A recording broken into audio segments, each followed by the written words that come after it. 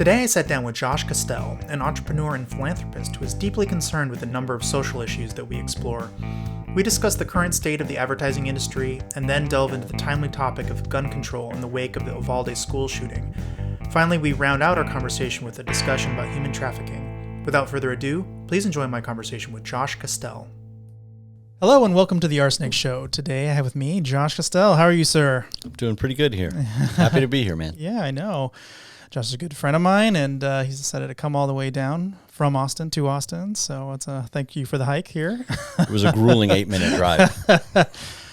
So we have a number of random things we want to talk about today, and I don't really think they're particularly well connected at all. So We're just going to have to kind of power through them. But I would like to start with the online advertising industry, which I hear you know a thing or two about. So they tell me. Yeah, exactly.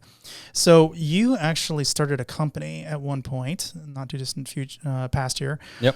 And I think it would be useful for people from your perspective to understand a little bit about that. Like how does the online advertising space work from your perspective? And I want to talk about this quite a bit. So just a little bit of background on it might be useful for the audience.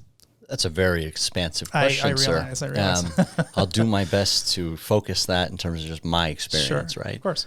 So, I came out of the agency world in New York City, a kid fresh out of school working at ad agencies, big and small, ultimately settled in sort of a boutique digital ad agency.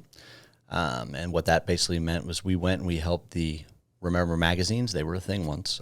We went and we helped those folks sell added value in their digital presences to advertisers. So they'd want to sell an advertiser a package in print plus some banner ads online, and they needed more than that. So we'd come up with microsites. Back in the day, Flash microsites was a thing, games, all sorts of things co-branded for the buyers.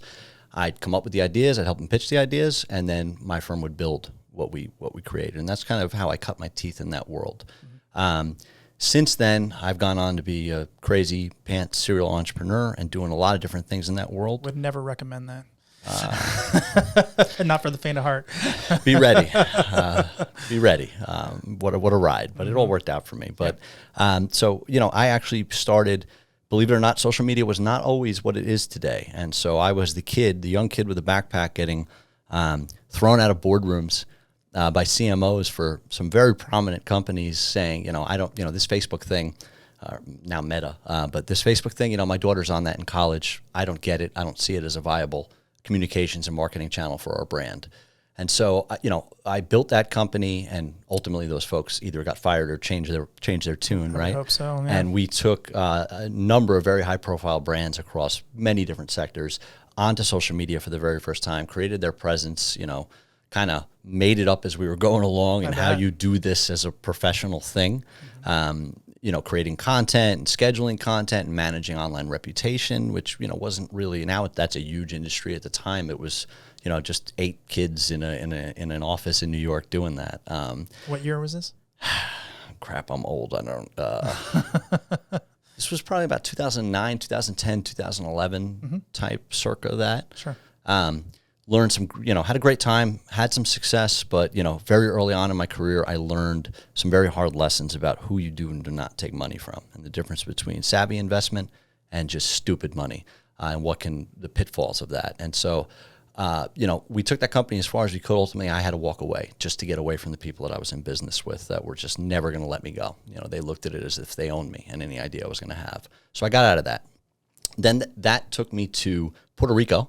And I lived a very fun few years down there with a mobile ad network.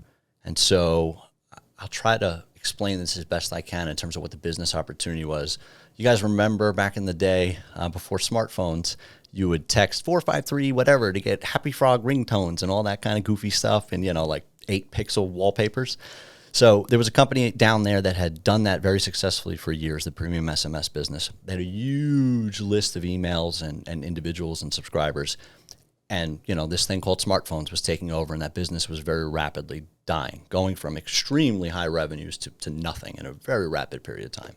So they were looking at how do we parlay what we have and this subscriber base and this massive database into something new. And so we built a mobile ad network focused on, games, again, Now it's commonplace. At the time, all of these goofy things, watch a video to earn 80 gold coins to beat the boss level. That's what we were kind of innovating and doing for the Latin American market. I exited that. We sold sort of the software off to a company in New York.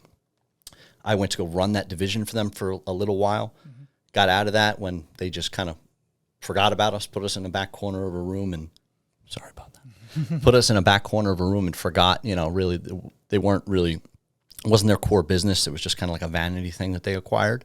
Mm-hmm. And then I started my most recent venture that I exited, which was, what I've done consistently is hop and skip from one thing to the next in terms of what's the new sort of frontier. Mm-hmm. And that was streaming.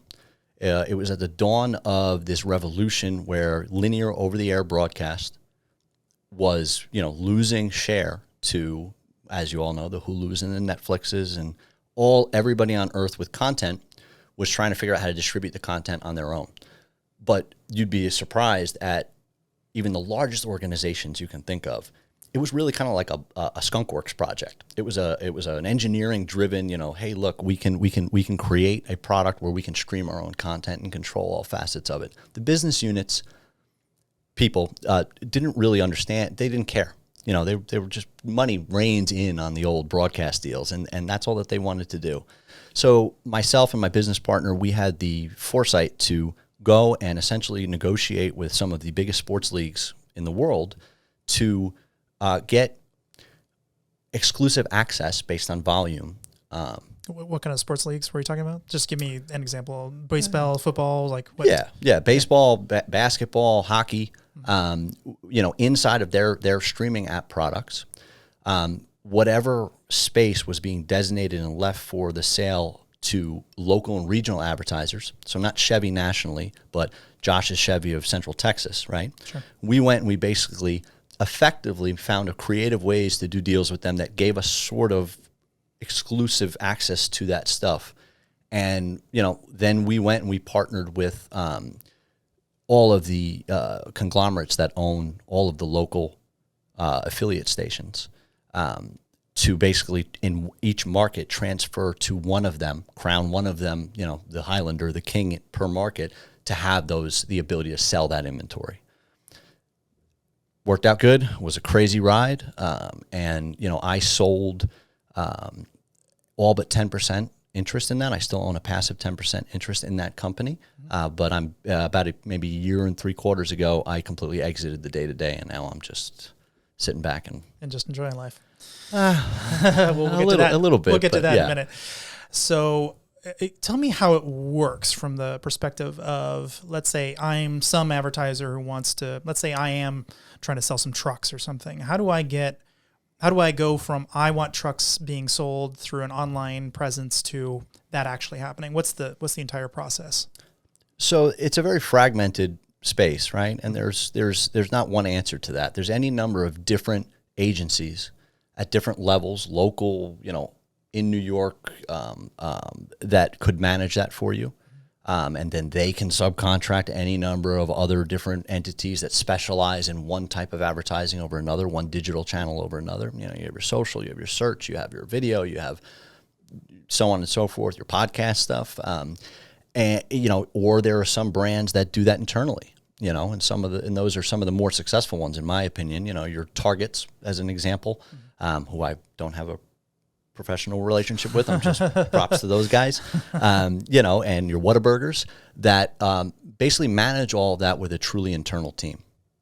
So are you saying that they sell on their own platform? But what about no? Okay. More of managing the dollars. So how does it work where I actually want to have my stuff on some mega site like Facebook or something, or like just on some Joe Schmo's website? How do I get my ad all the way to that I mean, I kind of know this, but I don't think the audience really understands how that whole process works necessarily.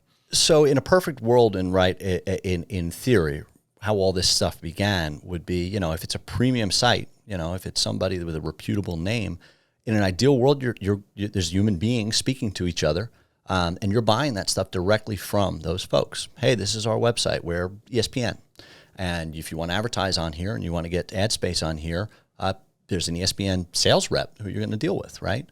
But, the space over the years, there's no shortage of, there's a million degrees of separation. There's the programmatic thing, which essentially just, it sounds way more complicated than it is. People go to great lengths to make it sound more complicated than it is. It's basically just, instead of a human being shaking hands and saying, I'm going to run your ad in these places this amount of times, robots are doing it, and there's all sorts of now different algorithms where they're intelligently placing that stuff based on availability, what hasn't been sold directly by human beings and what's free, and then marrying that with the nature of the viewer. Is this the right person in the right place at the right time with the right segmentation, the right interest, the right sentiment, which is all we can get into more about crazy stuff and which in ways they know at any given time who you are and what you're looking to buy. To ultimately serve you the ad. So can you kind of briefly explain what the difference between cost per click or cost per view or whatever? Sure. So, Don Draper, right? Back in the day, the crudest, the oldest OG forms of advertising are very straightforward. It's your metrics are limited. It's just, eyeballs, and you're just kind of taking them at their word. Hey, you're going to pay us. There's no click, there's no conversion, there's no action that the consumer is going to take. You just have faith that, in our magazine, on our billboard, on the side of our building, on our television program adjacent to a broadcast spot, we have some semblance of numbers of how many people, and that would be impressions. So a CPM is typically how that stuff is priced, and all that really means, it's a fancy way to say cost per 1,000 eyeballs. Mm-hmm. And so they'll have some metric at this billboard at this intersection on average gets this many eyeballs per day passing by it. And there's a cost per 1,000 eyeballs that ultimately you'll back into to pay for that stuff. And that's sort of the simplest, most pure, original form of what advertising is. The digital stuff has changed all that, right? Now you have performance-based advertising, and there's any action you can dream of, an advertiser can now pay for. And not all channels do this, right? But so like Google's bread and butter is search. And so they're selling you a per click. So the bottom line is, when I search for, RSnake show, right?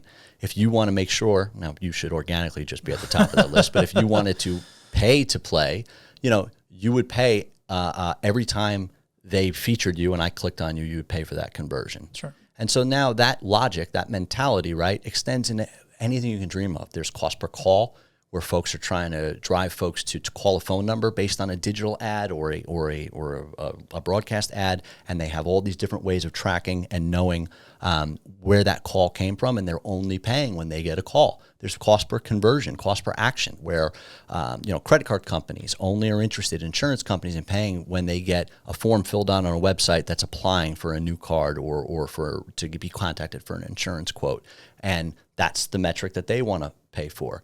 And anything else that you can possibly dream of. Mm-hmm. In mobile gaming, there's a cost per conversion where it is for a user to sign up for that game and maybe load the first few gold stars on their account. And that's, and again, so beyond that, things maybe even I'm not thinking of. Affiliate programs, for instance. Yeah. Well, affiliate programs, could be just simply, I'm driving people to your website more organically. It might not necessarily come across as, we could talk more about all the advertorial stuff. And, there's a lot of stuff that masquerades as editorial, mm-hmm. and it's affiliate really driven, where people are getting a bounty for driving you to a destination. Yeah. So one thing you may not know about me is I used to work at ValueClick. So I was the 11th employee at ValueClick. So I know where all the bodies are buried from a And there are lots of bodies in that business. Yeah, well... And so I was pretty new to the world. I did not really know what I was doing, didn't really understand the nature of kind of how this whole thing works. So when I joined, I was the 11th employee, and it was the very first, I believe, cost per click, hence the name ValueClick, platform out there. Everything else was CPM. And right away, I started learning things that I just really, really, really didn't like about it. But the primary thing is... The other people who started being in that space, having some variant of a click, pay per click, or something that cost some sort of action to pay out or whatever. There was this enormous underground of people who were just like, okay, let's spin up robots and just have this thing click on ads all day. And that, the industry is is just ripe with that stuff. And it's not just robots. You know, there will be, you know, click and tap farms offshore and somewhere where they'll cram, you know, 75 people in a room that all day long, all they do is on an army of iPhones and computers just drive fake conversions, and they mask the IP addresses and they make it look like they're in Sheboygan, but they're in Jakarta. And the industry is, let's just say that I'm very thrilled I'm not in it anymore. I was very happy to exit that whole space. So how we dealt with it is I actually infiltrated the click fraud teams, which is actually quite interesting. And, you know, it's the very first time I'd ever really gone undercover. So I was like impersonating these people. And one of the value of being inside the group is I got to see every single ad that they wanted to do the bad thing on, because they're really doing it for sites that they control. Yep. It has to be under their account. So you very quickly figure out the little networks and who belongs to who and who's doing what. And there's basically a little robot that you download, and whenever they say, please click this ad, here's the ad ID, here's where I want it to come from. They give you a couple pieces of metadata. You just click on the ad for them, and now it's dispersed across the world. You know, now it comes from San Jose or comes from Las Vegas or whatever, right? So that was one thing that was very gross. But the neat part about that is we were the very first team, I think, to ever do that, to actually infiltrate these teams. We ended up making it so that ValueClick was the only company who would actually pass some arbitrary test. I think Wired did or something, like which one of these companies actually can detect all this click fraud going on. And sure. It turned out that we were the one. And because I was literally detecting exactly what was happening in those teams. So that's the first thing that was weird. The second thing that was weird was one thing I realized as I was working through is I sat right next to the customer support people. And so they would be talking kind of loudly, and, you know, I'd be, you know, just kind of tapping away on my computer, and I would hear these conversations where they were basically trying to make it so that people would generate ads that were absolutely beautiful. And I'm like, but wait, wouldn't you want to make them really, really crappy if you're doing like a brand? Like, you could even say, if you click here, you'll basically be spending too much money. Like, don't click on this ad. But this is for Nike. Go look at Nike shoes or whatever, right? And so the branding is still working. I'm like, ooh, I don't want to click on that ad because nothing happens when I click on the ad. It literally just goes to a dead page. But it's always there, so I'm less likely to click on it because they really have no way to convert you anyway, especially back then. Nowadays, they have a little bit more, but I never really understood that. Like, why don't they have a way for me just to say I'm a brander and I want my ads to convert basically never. And because I don't really have I don't have a way to send them to anything. I really want them to go to a store somewhere is what I want them to do. I want them to remember Nike, let's say. Well, they do. I mean, you know, there's not ValueClick.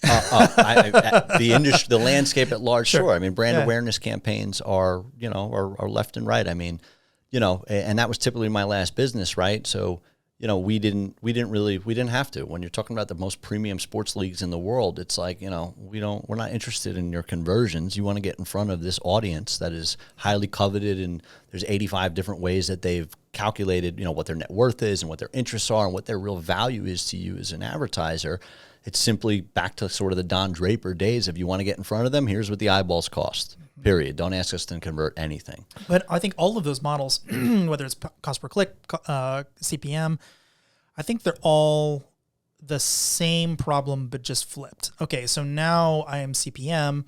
It's like, well, what I really want to do is have someone like I just really, really want someone to click on my ad at all costs. So I'm going to create this most obnoxious overlay, make it impossible for you not to click on this thing as I possibly can to cut down my costs. Yeah, the stuff that goes on, the stuff that goes on, you know, that lots of things happen under the auspices of, you know, technical error, you know, like your whole page gets taken over on your mobile device and you literally can't get out of it without activating that ad, you know, but and the X actually makes you click on it. There's no error there. Yeah. I mean, again, the industry, and the more you go, and that's a good point in the sense that the further removed you go, you know, from Kevin Bacon, the more degrees you go from the actual source, the actual, you know, content owner, the publisher, the worse it gets, you know, and it's so muddy and it's so hard to really know what you're getting. And then it's also further exacerbated by the vast majority of people don't care. You got to remember, it's an industry of a bunch of people spending other people's money. And a lot of these budgets are like, use it or lose it. Like, we don't care. We're so big. Here's a $50 million ad budget. Just place it. And, you know, all those folks that are doing that job care about is advancing their own job, not getting fired, and having the report just look however the hell it has to look. So the third thing that I found Can I say hell? Yes, you can say whatever you want. If your kids are watching this, please. No children. So the third thing I found was something they called the infinite monkeys solution. So I on my way out the door, I was pretty disgruntled. I did not last very long at Value Click.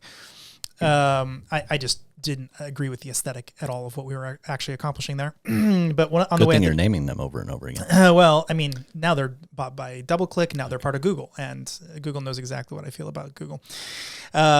So it's funny because people are like, "Well, you don't really know what they're like over there." I'm like, I wrote some of the code. I know exactly what's going on. But whatever. So one of the things they came up with was like, why don't we create some landing pages where there's something like win a car or whatever, and then a certain amount of people will go through that flow. If no one ever goes through that flow, or a very low percentage of them go through the flow, we know that is likely to be click fraud. And I'm like, well, that's wonderful if you're talking about many millions of dollars, but these people are using lots of little accounts, aren't using one mega account with millions and millions of dollars going through it. In fact, I think the largest account I ever worked on was Hamster Dance. Does that ring a bell? As there's this terrible meme. It was one of the very, very first memes. Yes.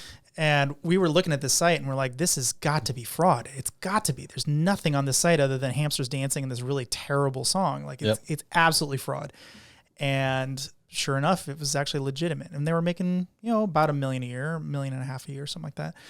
So it did happen, but it was so heavily scrutinized. There was no way anyone was going to get away with it unless they had a legitimate site. So I always felt like all these industries were sort of creating this weird Band-Aid on top of a problem they didn't really understand, or it just didn't matter. And that's the part that bugged me. It's a blend of both. Yeah, like I was saying, to an extent, to like for the RSnake show, right? You're going to watch those dollars like a hawk, right? You're personally invested in those dollars.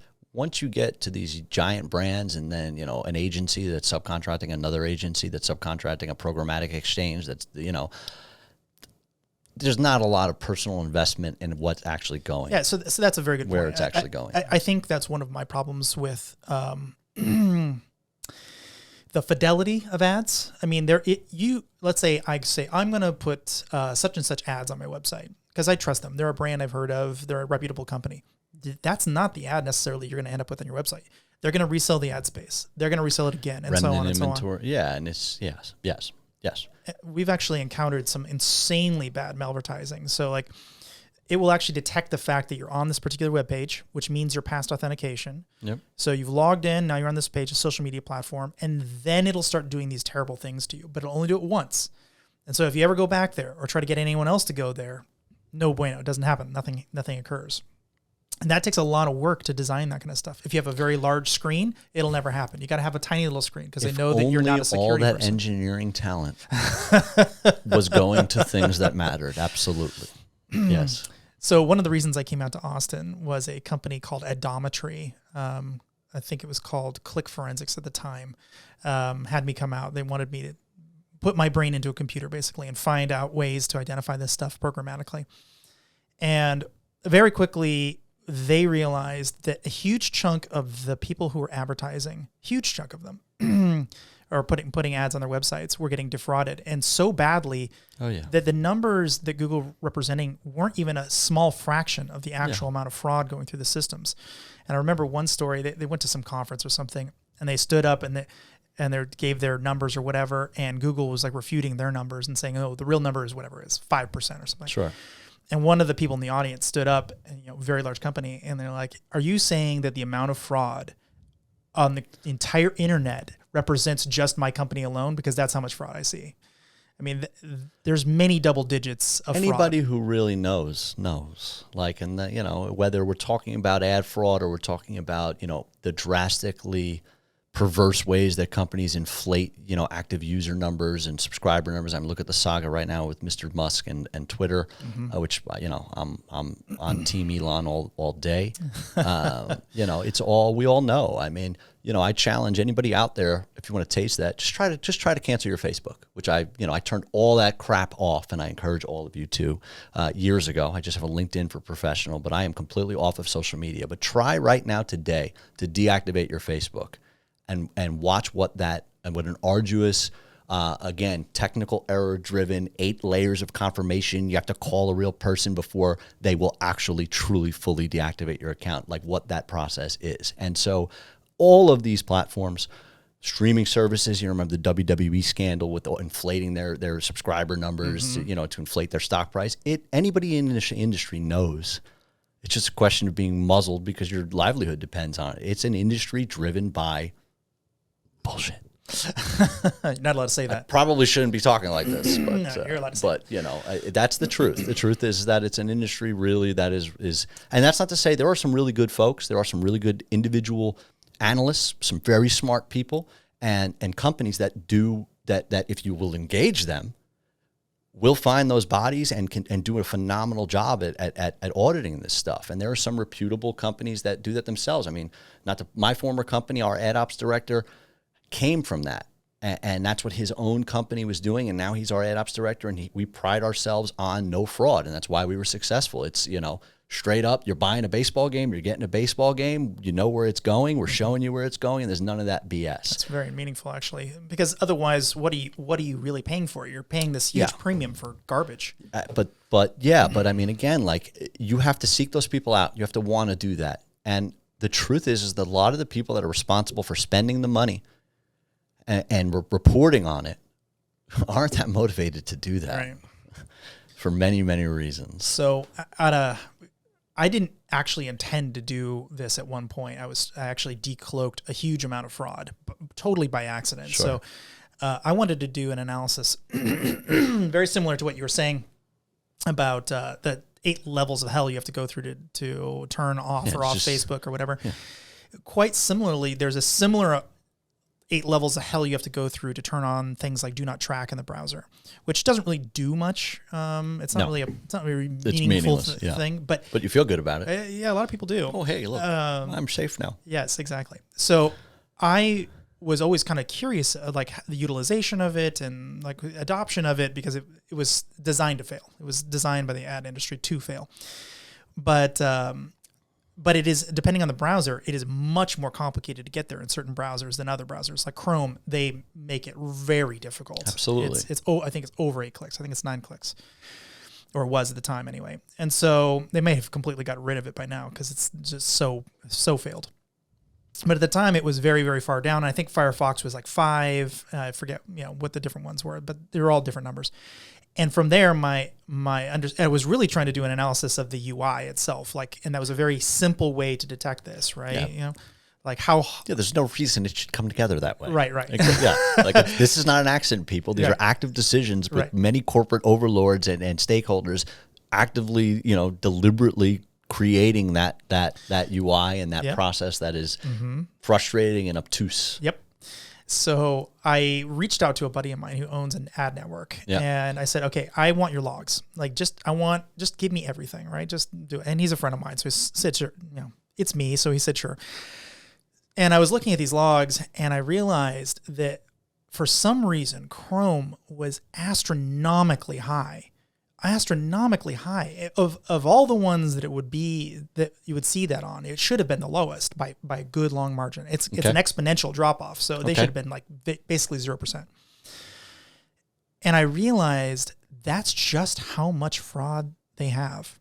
Someone wrote a robot, put that header in there without really thinking about it, and I could measure it by virtue of that header being there. Yeah, the more automated. It was 20%. Yeah. Over 20%. Yeah, at least. Absolutely. Yeah. And that's just one bot that I caught. Yeah. Was 20% of their fraud. And I think they're under active investigation, or they were indicted right now. I mean, what they've done to artificially drive up the price of search. We did a little thought experiment a few years ago. I was helping some folks out with a political ad campaign, and just not having to do with my core business. I was just helping somebody. And what we discovered, which at the time I just kind of threw my hands up and said, it's Google. Well, okay, what am I? You want to play in their ecosystem? It is what it is. And I was actually skeptical when people were suggesting to me that they were doing this. Like, no, it's Google, man. We trust the Goog. But the truth is, and now they're either it's closed or it's active right now, where they are facing investigation for artificially propping up search. Like, nobody else will be trying to buy the search term Robert Hansen, right? There's nobody else bidding on that. You're the only person bidding on it, and somehow that price it just keeps rising and rising and rising against you as you're bidding on it to get it. They're doing all kinds of stuff. A number of security people I know that I'm very good friends with basically say the same thing. If you really care about your security and your privacy, you have to have some way to block ads, whatever it is. Whether it's specific software for that purpose, or going through a DNS provider that blocks it or whatever. Yep. So, but that, then we get to like this much larger philosophical debate, right? So yes, and we should all have ad block on our browsers, right? But then, then come back to journalism, right? And there is good content out there. There's real meaningful content that people's jobs and livelihoods depends on generating, right? And the culture is that the only real way for them to monetize that and make a living is the ads, are the ads. So I'm all for it. I think and I, as much as I can, I encourage folks to turn on ad blocker, go to Forbes, or similar outlets whatever it is that you value, and pay them for their content. You agree with paying for content? Interesting. A lot of people do not like this model. I know they don't, but I don't think that they fully grasp that they are then now the commodity that's being sold, and how deep down the rabbit hole that really goes. People don't really, most people say, well, I don't care. What does it mean to me? And that's a whole separate conversation that we could have about what that really entails, and why every American, every human on earth should be should covet their information. So I will totally agree with you on that. However, whenever I see those pop-ups occur, the very first thing I do is bail. Of course. And I don't do it because it's expensive. I do it because I know that it's not going to create the content that I want to have created. I know that they're not going to suddenly become really good journalists. They're either good journalists or they're not. And no amount of the right incentive is going to change whether they have good ethics or not. They're just going to do whatever they are. Well, that's where I turn it on to the individual, right? It's up to you to make that designation and decide what you think is real valuable content and what isn't. And I implore folks, the more I can, to stop listening to the crap, and Logan Paul and all this shit is not real good content that you should pay for. What do you have against Logan Paul? You know what? I take that back. Nothing. I've never actually listened to his show. So he may be a brilliant savant that's talking about meaningful things. Well, me neither, so I really have no idea. But I'm just saying, it's up to the individual. Decide what, you know what? If Logan Paul has got valuable content to you, pay Logan Paul for the content. That's what I'm getting at, is ultimately, you decide what you think is good journalism, what you think is meaningful content, what information, you really value. And I would challenge you to really look at, what is that worth to you? We're not talking about, lots of money. We're talking about $1 an article, $4 a month for access. And that is a much preferable structure for you to engage in as a consumer of content than just, it's free, yay, everything comes in, and what's really happening that goes along with that. I have a question for you then. So one of the only types of ads that I really have zero problem whatsoever are the ones where I sort of stumble upon something that is actually in the wheelhouse of the things that are relevant to that ad, to whatever I'm reading.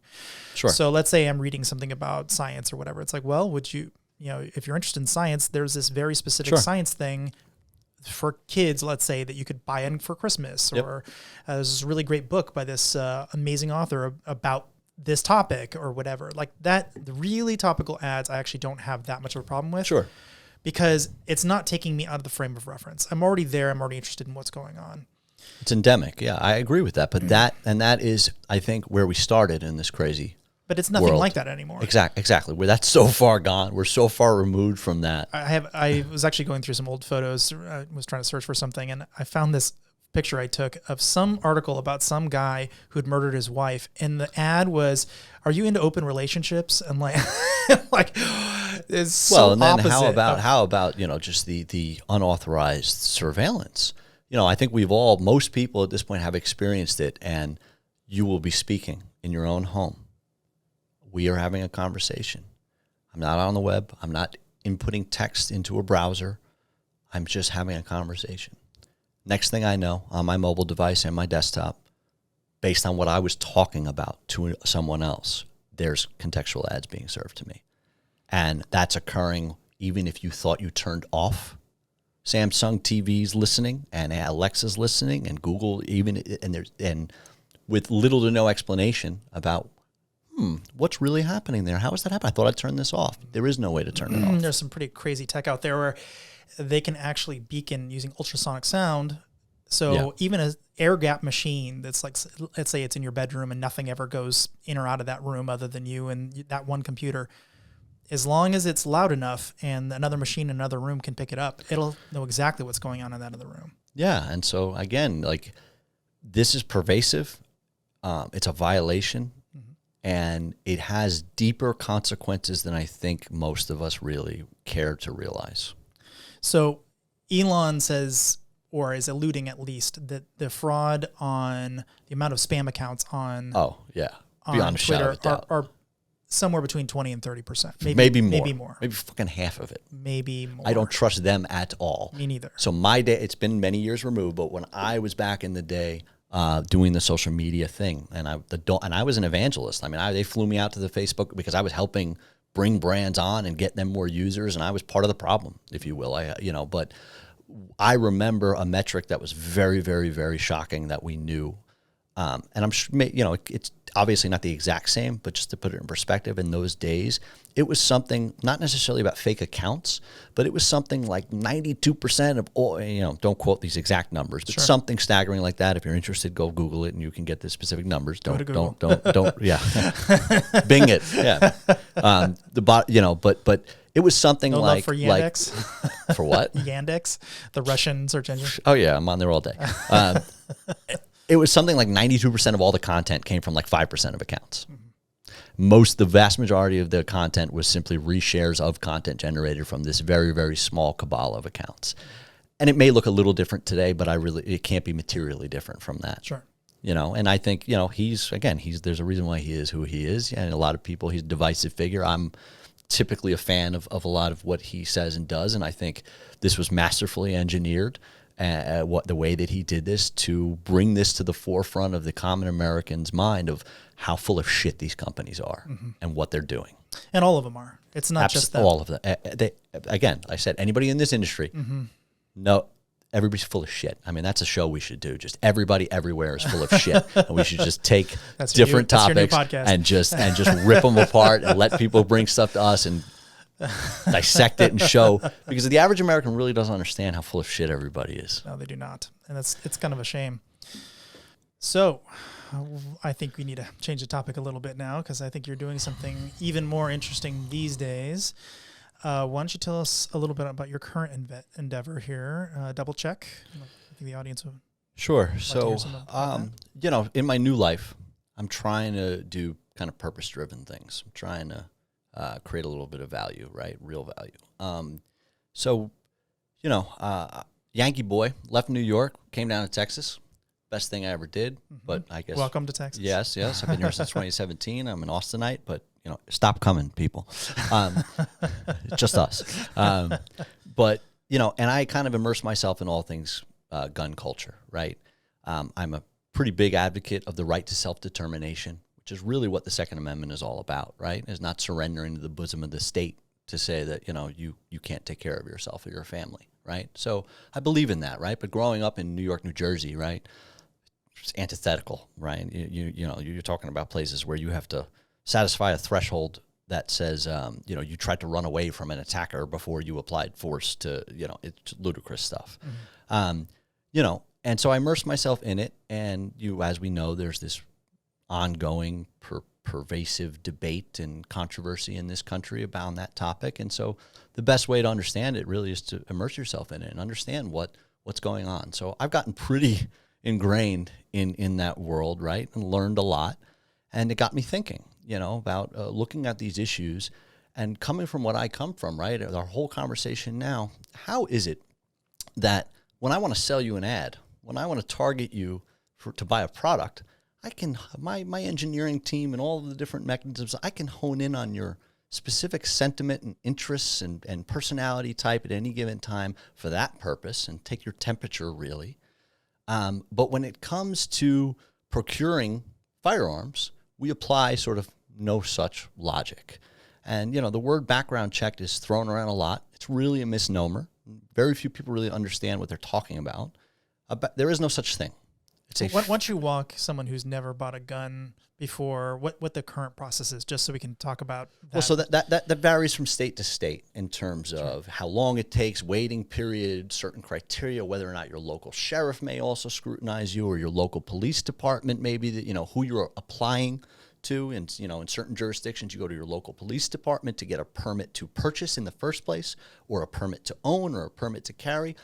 Ultimately, though, regardless of whatever that local process is, everybody falls back into, when they reference background checks, what that means is the FBI runs something called a NICS check, and it's binary. Are you a convicted felon or are you not? That is it. That is the litmus test. That is the only thing standing in between you and buying whatever you want to buy. And it leaves a lot to be desired. Does that make sense? Such as what do you? Well, so envision? I guess we haven't really gotten into the nitty gritty of what we're trying to do. Sure, so what we're trying to do is we're looking at this whole thing from an angle that I don't think anybody really has yet. And as you all know, we're stuck in a state of gridlock in this country, right? The national debate couldn't be more pulled to the extremes. And I like to say it essentially boils down to no rules or no guns. And those are both very inherently flawed viewpoints and arguments to make, right? So what we're looking to do is not have big government, not the federal government keeping a database or doing anything Big Brother-y, Nazi Germany, asking all the things that are valid concerns of one side. What we're looking to do is have the private sector tackle this problem. So what we're looking to do is leverage artificial intelligence and use algorithms that intake an exorbitant amount of data. Again, think about all the data that goes into the advertising business, and when you want to apply for credit, when you want a car, think about all the different data that these companies collect on you to basically evaluate your trustworthiness, right? We're looking to apply that same logic and arm retailers at the point of sale with a system that they run in one click concurrently to that federal "are you a felon or not" check that basically gives them a weighted risk score and lets a retailer know if there are indications that this is a unstable, in-crisis individual, and arms that retailer with actionable intelligence on whether or not they should be making that sale. In a non-binding way, again, we don't want government really doing this. We don't want to infringe upon anyone's rights, but we want retailers to have that level of insight so that they can scrutinize who they're selling these things to. So what that actually end up looking like? I go into a retailer and I have some sort of existing relationship with that retailer that says that I am so-and-so, and they go check me and make sure. Well, so we're thinking about this. Again, this is a pretty complex thing, right? And we're really trying to do this in a bipartisan way, in a way that is apolitical, in a way that just makes sense and satiates the concerns of all sides, right?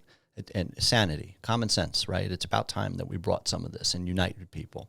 So the idea would be that think about this as a membership program, like Clear. What Clear does for air travel. Reminds me a lot of Clear. That's what we're getting at. And there's benefits for you as a responsible, law-abiding citizen to opt into this beyond just keeping us all safe and being a part of that solution.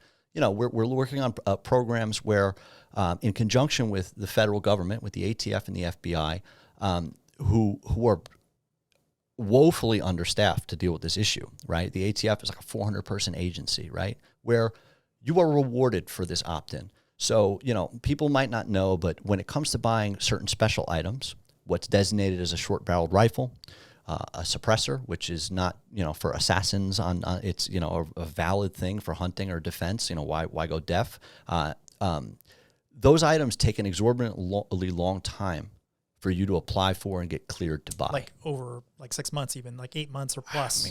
I mean, they're trying to do some things themselves with e-file to expedite, but it really, there's no demonstrable difference at this point in time. You could be waiting 14 months, you could be waiting 15 months, So the idea being that we're looking to streamline all that. And if you are pre-vetted, just like Clear does for you with air travel, you're able to procure those items far quicker. I think it's something like, don't quote the exact number, but the average ATF judge or adjudicator, or whatever you want to call it, that reviews all that stuff, has like 13,000 of those cases on their desk at any given time. So we're looking to, in partnership with them, offset some of their burden in a big way and reward responsible, law-abiding, stable gun owners. And so what would that reward be? Well, it's like I'm saying, expedited processing of checks. So I go in, instead of it taking 8 months, now it takes a day. Well, I don't think that's ever going to be the case. That would be great. But, that's all what we're in the process of developing, a significantly shorter time. And then if I want to buy a pistol, let's say, in a place that says you have to wait 10 days, maybe it's less for people who don't meet certain criteria, or? Well, so that's where, again, I encourage everyone to get educated on this topic, to understand really the myriad of federal, state, county, and local sort of legislative realities of how this works, right? So we can't force the state of California, right, to decrease of course not, but it gives them options. Yeah, in an ideal world where this goes is, yes, we are in active partnerships with state, federal, local governments to make this work. And they are opted in and participating where there's real value to you being a responsible citizen. And how's that going? I mean, I'm sure you're talking with people already. What is sort of the feedback you're getting from politicians? We have a very, very good, the advisory board that we have is a very impressive blend of individuals from defense, from law enforcement, from the gun industry. We have gotten amazing feedback from some very, very prominent politicians. We'll get to, I guess, current events, unfortunately, but the time is right. Everybody kind of, and we're trying to do this in a way that not preserves our liberties, but we can all agree that somebody who's going to do something terrible, right? And this isn't just about homicide. This is also a big part of this is about preventing suicide. Suicide by firearm is especially amongst our veterans, man. We're losing guys every day. It's all comes back to instability. An in-crisis individual, and the hypothesis that we have that we're validating, and it's really true, is there are clear markers. There are digital markers of what that looks like, of what an unstable, whether it's somebody who's contemplated hurting themselves or other people.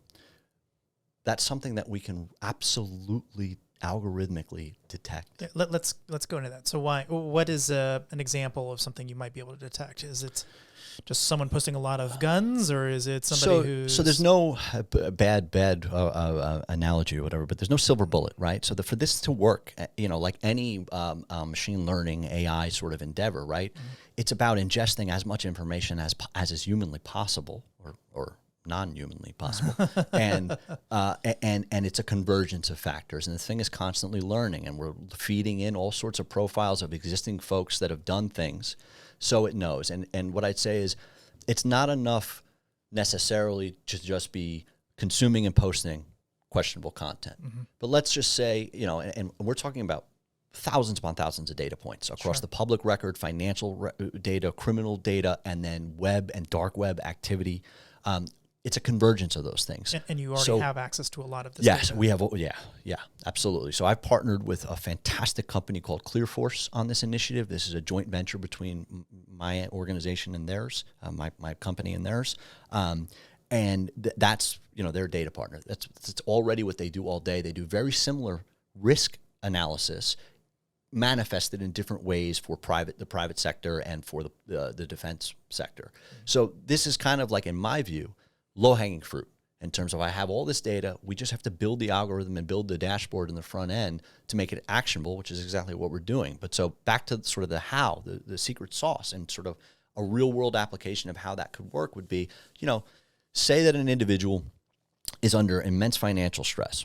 And that's, again, this is all out there for us to see. An individual, lost their home, lost their job, is in bankruptcy, major life changes, divorce, separation, this, that, whatever, dishonorably discharged, thrown out of the military, thrown out of their job, thrown out of law enforcement, whatever it may be, right? Disgruntled worker, combined with, this person is consuming and generating very questionable content. And we're not talking about politically, we're not talking about anything other than what's truly, we should all be able to agree on, bad hate, content, demented content. And because it's an AI, you can back propagate this information over time and saying, well, we were right about this, even though such and such company didn't utilize us. Yep. They should have, and we would have detected it because of these data points. Yes. And so, all of that stuff, and then even factor in the nature of the transaction itself, right? So we need to start looking at contextual realities, right? There's a big difference between you, who have been a responsible gun owner for years, right? Walking into a store to buy yourself a new pistol, and an individual who has all these other sort of indicators of stress, who's never owned a firearm before, walking in and procuring for the very first time multiple high-capacity rifles and high amounts of ammunition. It's the convergence of those factors that would suggest there's a high risk here. And, I wholeheartedly believe that it's so overdue for us to be doing this. As you know, like if you immerse yourself in the gun world, right? The folks on the extreme left and that are angry, right, need to understand that nobody wants this to happen. Even your most outspoken, rootin' tootin' anti-federal government NRA card-carrying member, nobody wants veterans shooting themselves, wants mass shooting events in schools. Nobody supports that. And the profile of that individual is drastically different than somebody who's in a disturbed and a broken, in crisis state, right? And so you will see, if you go to your local gun shop, you will see those guys that work there, oftentimes on a gut feeling, make a call and choose to get somebody out of their store. Yeah. Hey, you're a squirrely guy asking some funky questions. I just got a bad feeling about you. Get out of my shop. That happens all the time. Yeah, firearms retailers and the people that are overwhelmingly in that industry want to be responsible humans and care. Nobody wants to see this shit go on, right? So what we're trying to do is really give them more than a gut feeling. Give them actionable, real intelligence that in milliseconds is calculated concurrently with the federal NICS check, which is just not enough. We can get into the devils and the details of why that fails so often. Sure. Let's do it. Why is that so bad? There's so many. One, it's just literally a binary "are you a felon or not" check, right? So what does that really mean? And how can a young person, which are more and more overwhelmingly, you see like 18-year-olds doing these things, they barely have any sort of established record to begin with. And even if they were a criminal under 18, you would never, it's expunged. It doesn't show up. So sure. It leaves a lot to be desired in its inherent nature of it's just, are you a convicted felon or not? What does that do to really hone in on somebody's state of mind and where somebody is at and if they're dangerous or not, if they're deranged or not, right? Then beyond that, even at face value of what it claims to do, it fails. It fails left and right. There is such a dysfunction between federal, state, county, and local sharing of information when it comes to law enforcement and mental health and all the other stuff. There is such fragmentation where, you could commit a felony in a county, a state over today, go buy a gun 6 months from now, and it just slipped through the cracks and it didn't come up. And that's the reality of it. And that's how, this stuff keeps occurring and with legal procurement of the firearms and suicide very much included in that dialogue. So I think this is just a different type of profiling. And that gets a very ugly side eye from a lot of people. Sure. Sure. But it ain't gonna be easy. But I don't think it should. For all kinds of reasons. So I read a book a long time ago called Detecting Malice. And one of the first anecdotes in that book was basically like, here's an example of profiling. And it should be non-contentious that it works. So imagine you're flying an airplane just kind of over a city and you look down and you see a car exiting a building. You can basically safely say you know nothing about that person. And most people would say, you can't even see the person. They're just under the top of the vehicle. You can't see them at all. But I can know a lot about them statistically. So let's say it was a time of night. Let's say it was like 2:30 in the morning, somebody just coming out of the bar, right? Sure. It's not staff. They're going to be there till 4 cleaning up, right? And these are people who are drunk, right? Especially if they're weaving in their lane, right? There's another very strong indicator. This person's drunk coming out of the bar. This person's needs to be pulled over. Sure. What if it's a gay or lesbian bar? I could probably tell you the sexual orientation and the approximate age range and their sex, et cetera, right? All just from a couple of clues. Now you expand that to, as you said, thousands and thousands of data points. Hundreds of thousands of data points. In the same way you're surprised, someone would be surprised, like, how am I seeing this ad? How do they know that I'm pregnant? Well, it's because you did all these 5 other things that told them you're pregnant. Exactly. I don't think this should be scary in this. Well, I think it's both terrifying and also not scary at all. It's terrifying that companies can know this about anybody, sure. But it's also. But it's all around you all day already. You already telegraph this information through 100 different. You use your credit card. You make phone calls. Exactly. You drive your car. Like exactly. all these things emit signals. Yeah. And think about how readily even the most sort of diametrically right, orientated person who's skeptical of all this, how inherently we all, regardless of orientation, already accept all that in our daily lives. Why is it okay for the Ford Motor Company to analyze me 5,000 different ways and crawl up my ass with a microscope, right? And to decide if I'm trustworthy, if I'm creditworthy when I want one of their vehicles? Why is it okay for the insurance companies to do the same? And so on and so forth. You want to get a toaster oven on a new Home Depot card. That process, you are opting in. You're willfully allowing them to judge your worthiness for that. Why would this be any different? So I can't guarantee what age, sex, whether they just have an inner ear infection and they're driving a little weird or whatever from this airplane. And a similar example of that is I can't know for a fact that a woman buying pornography online is 95+% fraud. But statistically, that's true. Sure. Women don't buy porn. Sure. They do other things.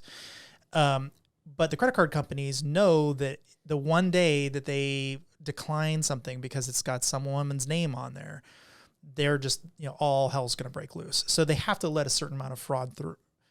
I have a feeling that you might run into similar types of problems. Or do you anticipate people going, wait, I'm a good guy. Why couldn't I get my gun? Like, all that comes down to is having a comprehensive redress, procedure. And absolutely, I'm not here preaching perfection. That's not possible, right? Mm-hmm. But we can do so much better than we're doing now. And even if we can get a 30, 40% reduction in these sorts of events, it's meaningful, right? And so, yes, absolutely part and parcel of this whole thing, a few things that address those sorts of concerns and the big brotherly concerns is, again, sure. There's no federal database. This information is not sitting with Nancy Pelosi and anybody else in the federal government, and it's accessible by them. There's a redress process where if you feel that this is an error, you can contact us and you can begin, that process of straightening out. And maybe it's alerted you to something that's actually pretty valuable to know about how your online reputation comes across. Again, Ford's not going to tell you why when they denied you, right? And this sort of the same sort of calculus that we'd be doing would absolutely bleed into a lot of other things revolving credit and home rental and stuff. So it's a good thing for that to come up. And 3, it's non-binding. Again, we want the people of this country together, the 80 million, 90 million, 100 million gun owners, responsible gun owners, and that's going like this every day, especially since the pandemic, coupled with the industry, the manufacturers, the advocacy groups, the retailers themselves to drive this. It's opt-in, it's voluntary. If a major retailer decides that they want to make that sale despite it coming back as an 89%, risk, that's their prerogative. We're just simply trying to give them the intelligence to make an educated decision. And by the way, the hypothesis here, right, is this is going to be statistically outliers. And if it's not, we have to have a much bigger conversation, right? But we all believe that this should be really, really minute in terms of what comes back as flagged. So when I was much younger man, I told my dad one day, like, look, if you ever like really spot me being in duress, just come over, take my guns away from me, and then give them back when you feel like I'm back to normal.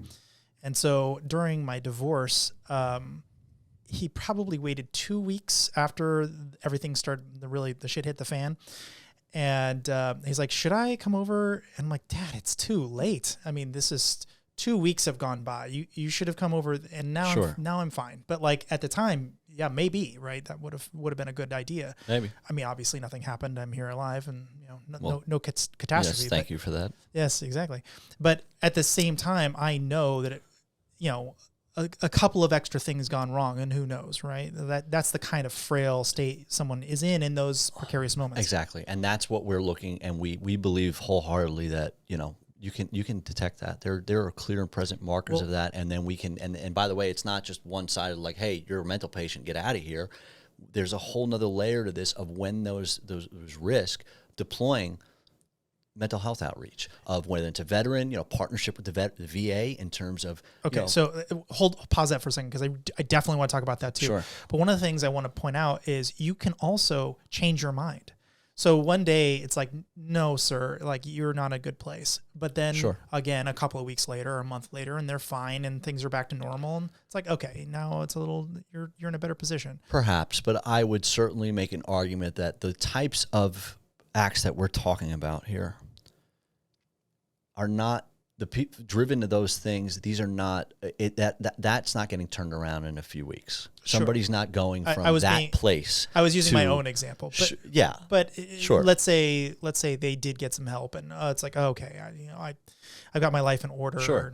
And, Again, it's important to have a redress, protocol for exactly that.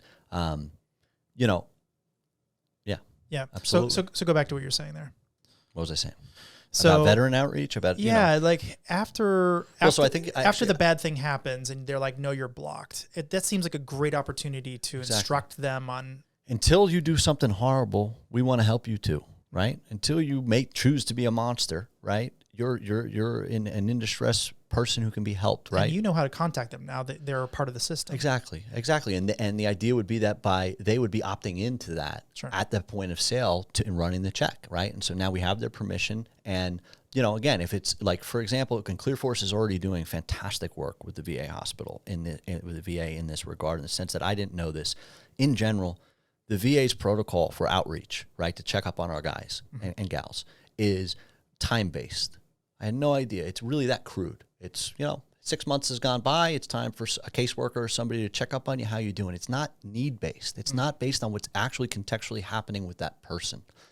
They're already doing work, leveraging a lot of the same data that we're talking about to provide better intelligence for them to have more of a need-based contextual outreach with folks than just pure timer.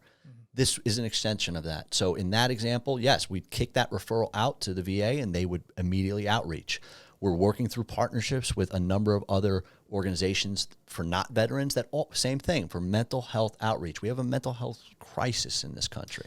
So there's a couple of pretty prominent examples, like the DC sniper, for instance. That was a pretty interesting case where I don't know that he even had a social media platform at all. Sure. Right? But he certainly had a strong agenda to, apparently he was trying to blackmail the government, which is even more bizarre than the rest of this story. I mean, but most of these stories are pretty bizarre usually. Again, this is a person who's just so far gone in where they're at. But he convinced someone else of this crazy thing, which is a little unusual. Normally it's a lone wolf type situation. The only indicator that I saw that was quite obvious was a name change. And I realized there's going to be all kinds of people get their hackles up about this, but he changed his name to a Muslim name. That is unusual, not necessarily never happens. It does happen, but that is an indicator. Sure. I think a lot of people would be worried about you using that kind of indicator. So we're not. In terms of it makes no difference the context of what the name is. Well, so then, but a name change, right, in conjunction with lots of other points of data that would suggest an individual in crisis could be factored in. Okay, so that's where I really was going with that. So we have somebody who's clearly in distress, clearly out of it, but with very little signal necessarily back then. That's much harder. Today, on the other hand, that same individual would have a very difficult time slipping through the cracks. It would be extremely difficult for them to go days or weeks or months without sending out signals of some sort about his intention. Yeah, and I mean, I would argue that even then, there's far more information being collected about all of us. And there's nothing you can do at this point about it. The cat's out of the bag, and it's being used by major corporations and the government in a million different ways all around us all day. All that we're trying to do is say, hey, That's the reality. Let's access this data and make it actionable in a meaningful way to prevent loss of life, help folks, and preserve our liberties, right? The data overwhelmingly shows. Again, we're not looking for perfection. I can't guarantee 100% success. But the data overwhelmingly shows that whether it's a homicide event or a suicide event, people are procuring the firearm for the act in very close proximity to it. It is very rare. Not saying it doesn't happen. I'm not saying that we'll catch it all, sure, right? But an example like you just alluded to, where an individual, let's say, has been a responsible gun owner for 10 years and then suddenly snaps and does something, the data suggests that that's just not the bulk of these instances, whether it's, again, homicide or suicide. Mm-hmm. It is very much someone who reaches some sort of a breaking point, goes and procures the tool and uses it in close proximity to the procurement. Mm-hmm. My concern is there are people who have weird jobs, sure, that are a little... They're not on social media for a reason. Sure. Or if they are on social media, they're lying through their teeth for a reason. Sure. So how do you... But those overwhelmingly are not the people doing this stuff, and that's where, again, that's my point. There's no such thing as perfection, right? So is this the redress you're talking about? This is absolutely. There's a path to redress, to correct our thinking if it's wrong. But I really... That was a hard way to get there. But yeah, but I really would challenge that. Like, we're not going to get it wrong. Like, the data that's available and the beauty of what's possible in the year 2022 with algorithmic calculations and the machines learning, mm-hmm, is we're not going to get it wrong. If the truth is that for the we will. Okay, but overwhelmingly we really believe that regardless of what your job is, right, there are clear indicators of what it means to be an in-crisis, unstable individual, and we can hone in on that. And we're doing nothing of the sort now. We're failing to catch even the lowest hanging fruit. At the very least, we can do that. So do we have any idea on how many people would get denied? Are you gonna side on? Nope. We are in the process of gearing up to launch a pilot and that's, there are many overwhelmingly mind-numbing data points that we have to collect and paint that picture. But the hypothesis is, right, that you're talking about a minute percentage of people that would come back as high risk. Mm-hmm. Really, again, even Uncle Johnny, who might wear a tinfoil helmet and think that doesn't trust the drinking water, still, when we look at that footprint, doesn't look the same, mm-hmm, as somebody who's deeply disturbed and looking to go shoot up a school or a public place or take their own life. There's a difference in sort of what that profile and those indicators are. One of the other things that's a little bit weird about this is the NFA items, suppressors, since you mentioned them, sure, or short-barreled rifles, since you mentioned it. Those are not the things people are using to go on these mass murdering sprees. Because there's more scrutiny in getting them in general. And again, the people that are doing this are, I'm not a felon. Let me just grab some low-hanging fruit in terms of readily available stuff, and I'm going to go do this. Mm-hmm. So it's probably about time that we start talking about the latest catastrophe in Texas here. So, again, to a T fits what we're talking about. We're not doing this as a result of that. I've been working on this for the better part of 2.5 years. Yeah, and unfortunately, there's just every week there's stuff in the news that validates what I'm trying to make happen. And you and I had planned to do this podcast before this event. So there's and by the way, it's Buffalo and this again. Aren't we sick of this shit? Can't we stop fighting with each other and blaming each other just because maybe we're a little bit different politically oriented for this shit and just implement some common sense solutions? Again, I don't care what your leaning is. We could be diametrically opposed politically. We have nothing in common with that fucking kid who just did this.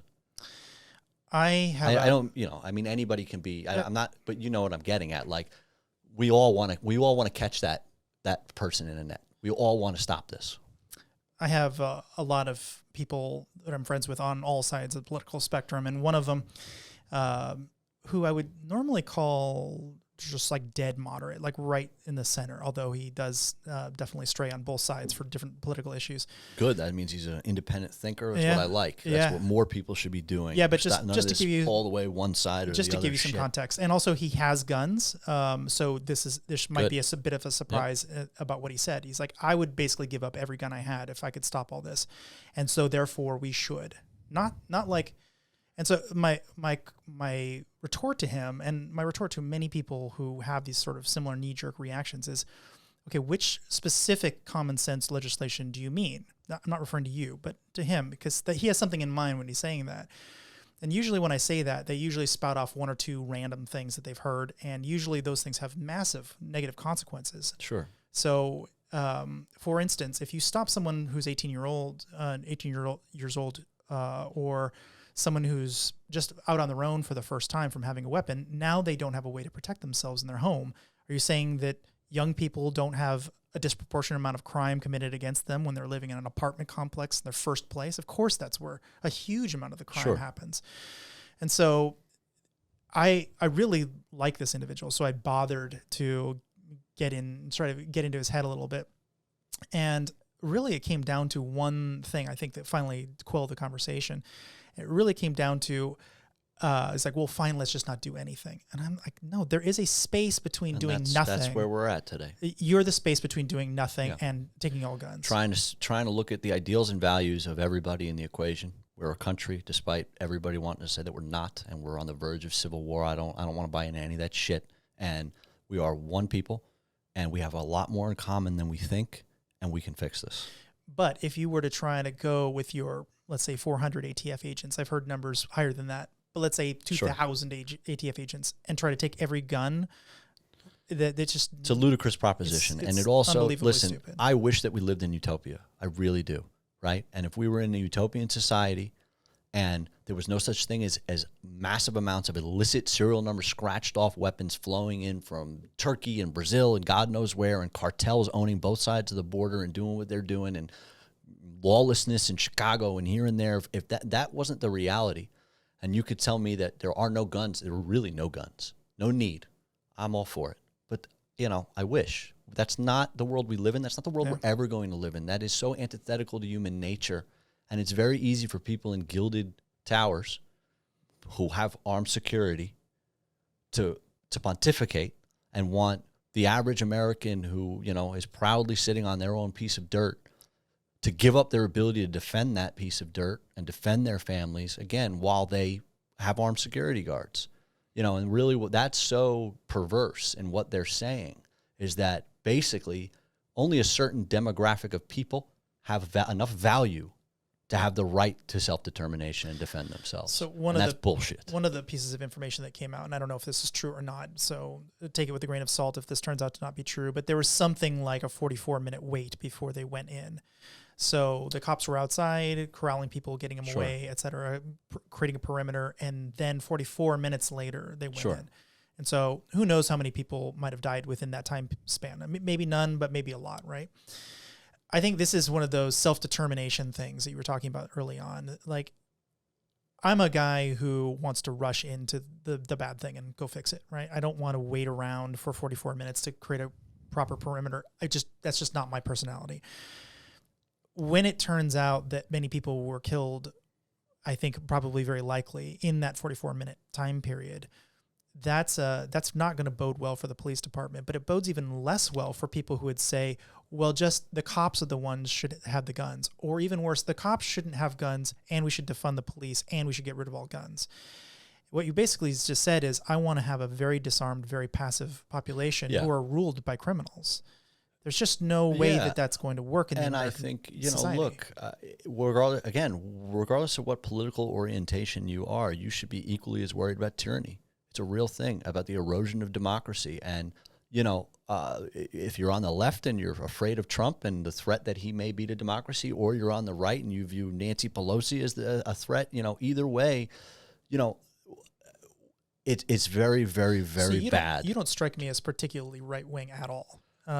In our conversations offline, you've always struck me as extremely moderate. And again, I think that So how did you get from there to this conclusion? Because I think a lot of having this conversation, right, where we're throwing around these terms. We're throwing around terms like right, left, blue, red, but I think all that's horseshit to begin with, right? And in my own personal life, and as much as I can with other people, we should get away from all of that, all of those identifiers that tend to put us into a box, and then we kind of feel like we have to stick to that box.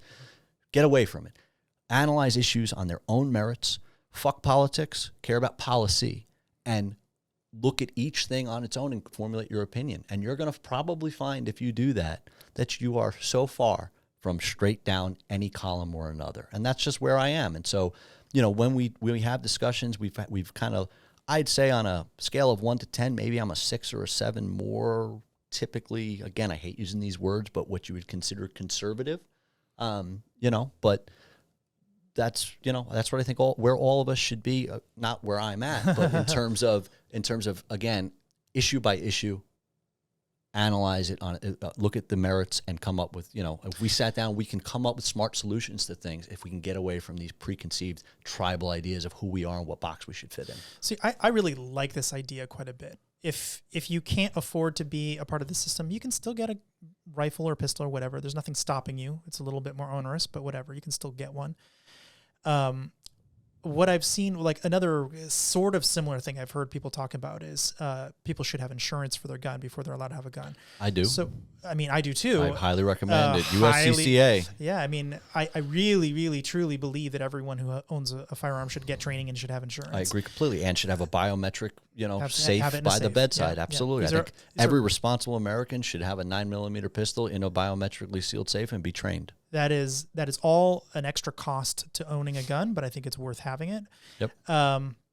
But what I heard them saying is these various different people who are, I would call these people far, far left and friends of mine, is everyone has to have insurance. Now, the problem I have with having to have insurance is you basically said the single mother who's barely getting by with the abusive husband, she either gets a gun or she gets insurance, but she's not going to be able to pay for both of those things. And you've basically classed out a huge chunk of population from having firearms. Sure. Except I say that rather than getting hung up on the ideological aspect of that, look for smart solutions. There are ways to subsidize or allow that person to do that. And, the industry, the advocacy groups, the manufacturers, the retailers, there's so much dollars. When I hear in anything, every topic we're going to talk about, when I hear people lament about there's not the money, bullshit, absolute bullshit. There is. We could figure that out. There are programs that could be instituted that make a mandated insurance plan at a lower rate that's subsidized available to everybody who buys a gun. Okay, so here's my second problem with this idea. So let's say this guy in Texas a couple days ago had insurance. Well, what? I'm not suggesting that as, again, there's no silver bullet solution where we're just going to legislate and it's going to go away. But stay with me for a minute. So let's say he had insurance. And so I guess the parents get a little bit of money for their kid dying. I don't really think anyone's going to go, wow, I thank God that guy had insurance. I don't think about the insurance that way, actually. But, that's interesting. You've been talking this whole time about liability insurance in terms of, yes. So as I understand it, the insurance that we have today. It won't cover that anyway. No, it covers me. Yeah. It covers my legal fees if, God forbid, I'm in a self-defense scenario. It's not about paying restitution to victims. And to me, these are two separate things. Absolutely, there shouldn't be victims. If we're screening people and retailers and educators are making these smart decisions, there's no victims. But the idea of getting the insurance for covering yourself in a real world self-defense scenario also would be tethered to the idea that you've been trained, you've passed a test, which people think, it's the Wild West here in Texas, and maybe it kind of is to an extent, but if you want to get an LTC, you go through a comprehensive classroom and proficiency training, and it's wonderful, and I think everyone should do that, and it makes you a more responsible. I agree, but without getting into the nitty-gritty of that and getting in the weeds, the bottom line is there is a process that you have to go through to prove that you're proficient and you're knowledgeable, right?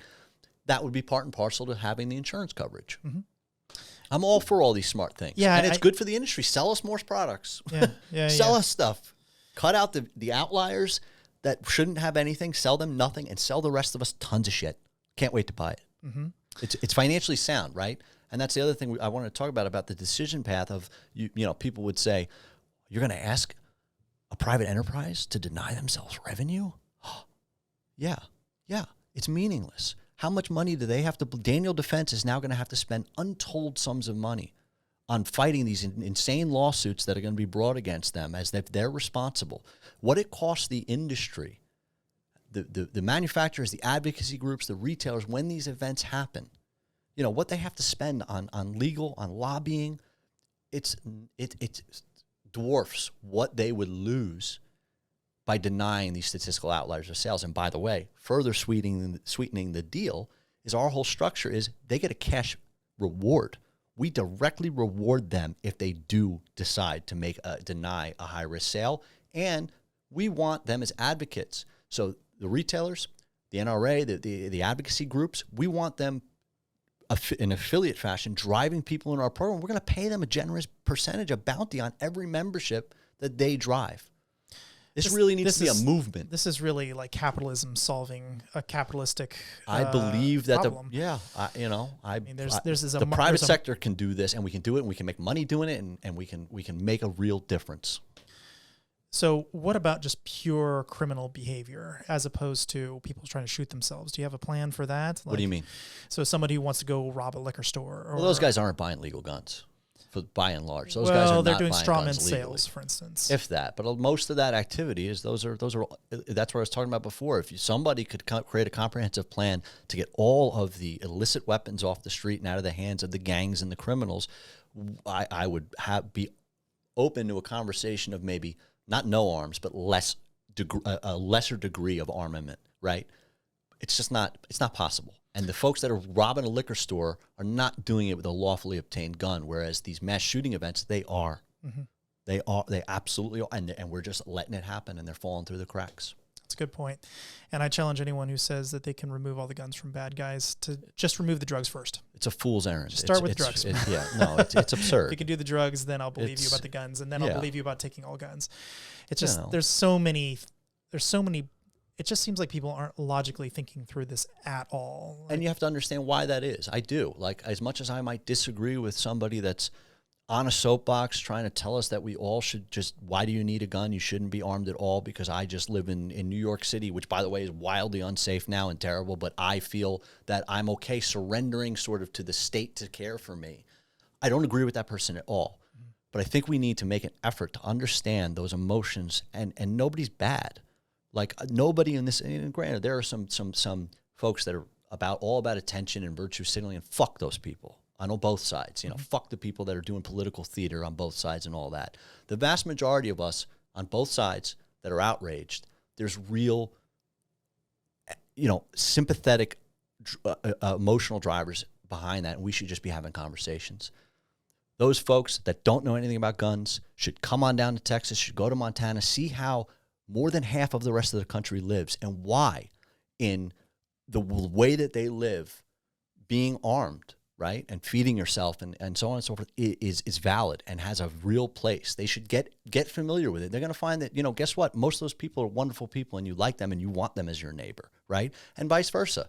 The folks that should be also conversing and seeing how that other side lives and why they don't feel the same impetus and the importance of what the Second Amendment represents. It's conversations, it's coming together that's going to solve this. It's not any form of overreaching, prohibitive, absurd legislation. It's not no action. Okay, to that point, how do you combat the idea that someone might go, I don't know that I want to put my information to this machine here, because what if XYZ party comes along and decides they're going to come after people with guns? That's always the concern, right? That's the concern. Nazi Germany, et cetera, a million places. If there's a database of gun owners, they know where they're going to come round them up, and folks need to understand that's a real concern. A lot of folks, turn their nose up and think that that's an absurdity. It's not, and that's a real concern, and that's why what we're doing is private. Sure, the government, various stages of government can get any information, but there's a subpoena process for that, right? Right? Like, there'd have to be a judge that authorizes a specific set of information for them to get. Then down to the nitty gritty of what we're building, yes, we have solutions for that in terms of where the data is not persistent. The data expires. We're not keeping. I was just going to suggest that. There's no reason to hold on to that data any longer than you absolutely have to. It's simply just sort of a binary kind of you've been cleared or not, but we're not keeping, and this is coming into focus, the how. Mm-hmm. There's some challenges. We're looking at, all different ways to use blockchain and make this as transparent as possible speak to all of those concerns on both sides. I certainly know people who can help you on that one, so let me know. I know a guy. I know a guy who hacks my freaking home theater receiver from wherever he is in the world. And saying, put crazy ads on your phone there. Yeah. I know. Yeah, I mean, they're brilliant, and that's the thing. They're brilliant minds, right? You're one of them, and I've had the privilege in my career to work with so many brilliant people, brilliant software engineers. It's just about channeling their brilliance, right? We've been using it for all the wrong shit. We've been using it to figure out how to cheat and make 90,000 bots, show up on an ad report and get money. Mm-hmm. We're trying to apply some of that same sort of logic, talent, energy, expertise in a way that fucking matters. Okay, what about red flag laws? How does that dovetail into all this? Are you going to take data that people say it's like, hey, that person's dangerous? You're going to have a form that someone could say this person. We're working through some of those nuances now. I think that there is a place for that, right? There has to be a place for that, but that's icky. That's super icky. You got to be careful. People hate that. And as they should, because, that's a fine line between this guy's coworkers at Wendy's hearing all this shit and thinking something's not right and being able to properly run that up a flagpole somewhere and have it not by itself, but as just one of, again, many, many inputs that factor in. Mm-hmm. There's a fine line between that validity and, just, hey, man, you pissed me off. Hey, you stole my girlfriend. I'm gonna report you in the system and cause you problems. Mm-hmm. And the devil is in the details of how we address all those nuances. So a brief aside. So you know that I train some people at the range just for fun. I don't get paid for it or anything. One of the people I trained recently said he wanted to become a BUDS. He wanted to go into the Navy SEALs. Yeah. And he was a tall kid, built like a train, just enormous. And he physically looks older than he is, right? By quite a few years. Probably looks like he's 24 and he's whatever he is, 17. Sure. I got him in the range and he pulled out his gun and he was kind of already handling it all weird. And I'm just like, well, maybe it's been a while. Maybe he's rusty or whatever. And then he's shooting and he's not even hitting the paper at all. Like he is completely off the target. And that was a moment when I sort of had this weird epiphany. I'm like, I don't know that people really should have guns at all until they've taken just a little bit of training. Like, I don't disagree with that. Is there a way? I mean, you've seen me shoot. You know that you're pretty damn good. 100 yards with a pocket 9mm.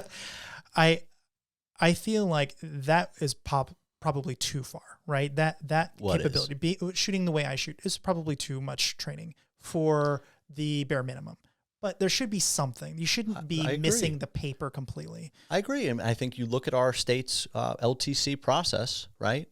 And it's a pretty good foundation, that person wouldn't pass, mm-hmm. right? And if you attend those classes, there's always, again, a statistical outlier that it doesn't have the proficiency or gets the questions wrong.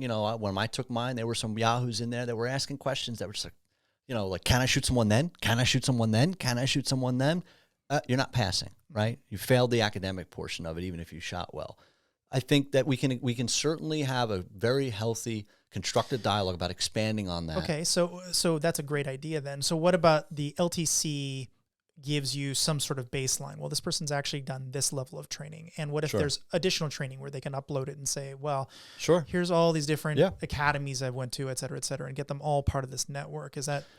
That's something that we want to, that's something that we want to look to these partnerships with the advocacy groups, right? Mm-hmm. And there's some great ones, the Texas Handgun Association and this and that. Or have insurance is another data point. That provide that training, that, expand upon what that training is and that pursuing that training and the levels of cert, are mechanisms to getting deeper discounts, special offers, access to special items, and so on and so forth. There's a way from a private sector lens to build this out where there's value in it beyond even just stopping the loss of life, which speaks for itself, but even beyond that, where all parties involved, including and especially the populace, it's on us, right?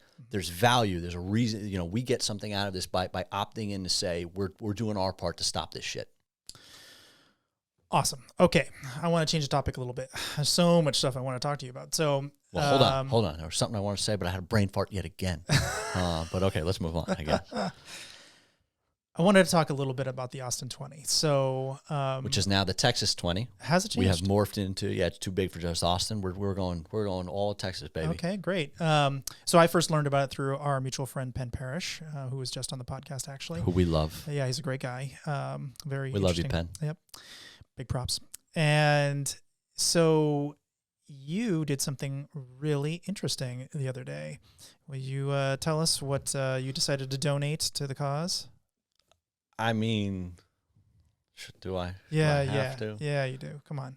So, I mean, are we going to cover who they are and what they're all about, or it's kind of go we for think it. that people know that already? Why don't you give us the elevator pitch? I mean, the bottom line is, Penn brought me into this, and we all kind of know that human trafficking is a thing and it's a scourge, but you don't really, the average person, we don't really understand how pervasive it is and what's really good and how terrible it is and widespread, right? So Penn brought me into this organization. He's been affiliated with them for a while, and real quick got real educated and shocked, right? And so what these folks are doing is just actively working to fight human trafficking, and our state has done a pretty great job as one, the preeminent sort of leader in terms of what Governor Abbott has done and these task forces and the interjurisdictional cooperation that's happening now to fight this, and various nonprofit groups now are an extension of that, and this is one of them, where what they're doing is working in conjunction with law enforcement to, pull girls out of that life, rescue girls from it, and get them into housing, get them on the straight and narrow, get them clean, and provide a safe space for them to rehabilitate, if you will, and giving them sort of a support system in addition to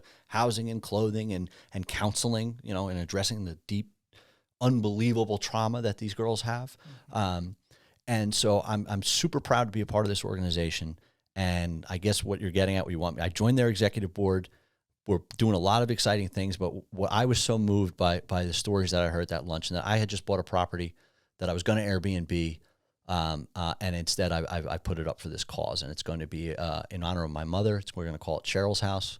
This is the nomenclature. They have their existing facilities are Nicole's houses, and it's going to be transitional housing for girls that are part of this program that are aging out. That's really it's horrible. It's horrible all around, but it's horrible for the young ones. But there's a special kind of loss, like when they age out, and that's where these girls get to a certain point. These boys too, where you're 18 and that's it. We don't give a shit about you anymore. Go out in the world, and they're set up to fail, and they're lost. I mean, they can't get jobs, or the jobs that they get are, the calculus any rational, intelligent person would do would be like, fuck that, I'm going to go back to dealing. I'm going to, I fall back into the life. And there's people actively pushing them in that direction and preying on them. Sure. And so, Cheryl's house is going to be, already kind of is starting as a safe transitional housing space for them. I was impressed how fast that all happened. That's the kind of guy I am, man. Let's stop bullshitting. Let's get stuff done. It was a week or two, and all of a sudden people are starting to live there already. Because that should put the picture of like how dire the need is. I mean, the ink isn't even dry. I haven't legally even structured it all the way yet. We're figuring all that out. But the bottom line is this girl needs somewhere to go. So we'll figure it out, and that's the situation. Is there's so many cases like that where it's literally, life or death today. We lose this girl, to the streets today if we don't figure this out. And that actually is a real threat. That's not an idle thing. That's what happens more often than not. And there's lots of systemic deficiencies and failures that, that lead to that. And this organization is really working to go against that current. I remember one thing, I can't remember who said this, but the biggest problem they have with Nicole's house is that eventually they have to age out of them. Their recidivism is basically zero, but people eventually are forced out. And so they really just need more beds. This strikes me as one of this kind of class of, it's philanthropy, but it's with capitalism as an edge. And I really kind of like it. Like giving up your house. You get tax credits, or I'm sure there's a way to... That's a great theme that I would like to make, is like, I'm doing the right thing. It's not costing me. Like I'm covered. I'm going to be, I'm going to, I'm not going to, it's not like, I would have made a lot more revenue Airbnb in the place, right? Sure. But I'm not losing money. There's a way to structure it in such a way that it's not really going to cost me anything, but it makes a huge difference to these individuals, I think this is just one example of a number of things. Like for a while I was thinking there must be some way to build an X Prize, very similar to getting people to space, but this one would be based on homelessness. So an X prize that says that, for example, I need a shelter, a stackable shelter where you can have multiple floors, has to have 2 windows, has to have a bed with a door, which you can actually close off, kitchen with at least a small working oven and place to wash dishes and whatever, cabinetry, heating, has to be able to withstand the normal, fluctuations of Texas temperatures, high and cold, so it's got to have insulation, et cetera, all up to code with lights, et cetera, right? Plumbing, the whole thing, bathroom, et cetera, all for $1,000 or less. And you have to be able to rinse and repeat and do this over and over. Like if I give you $10,000, you need to be able to build 10 of them.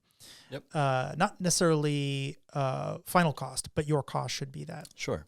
And then, put aside some money, like $1 million or something, and just get all of these builders to start thinking along that dimension. That's exactly what Lisa and David Knapp, who are the founders of this organization, are doing. And they're doing incredible work, and they're looking to create something that's truly replicable, scalable, and by the way, is done in a way that's sustainable, which is different than most nonprofits, where they are on the books. It's a nonprofit, but as far as assets are concerned, they're growing that, and they're sustaining themselves, and they're cash flow positive. And that's, I think, a key differentiator in why I believe this organization is going to be successful.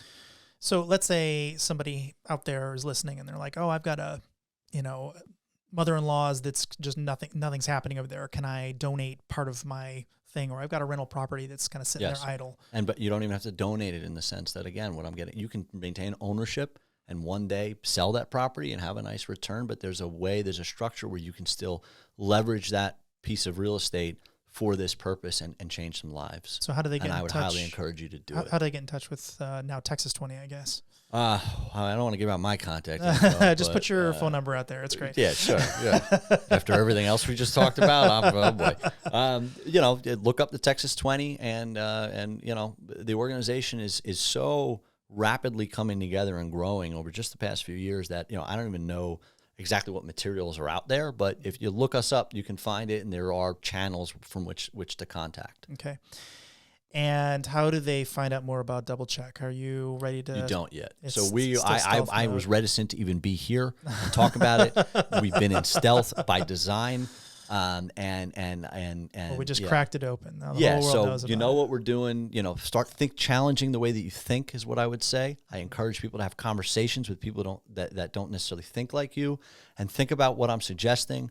And the time will come where we'll be very visible, and we will welcome feedback. And you can send me all the hate mail and suggestions that you want, but we're not there yet. Josh, this was great. Thank you so much for doing this. I know we talked about a couple of topics that you were a little hesitant to talk about, but sure. And you're going to do some editing when I name drop some stuff that I shouldn't have done. But yes, this is wonderful. I had a lot of fun. I'm greasy and oily, and I would like a glass of Yamazaki now. Thank you so much. Thank you.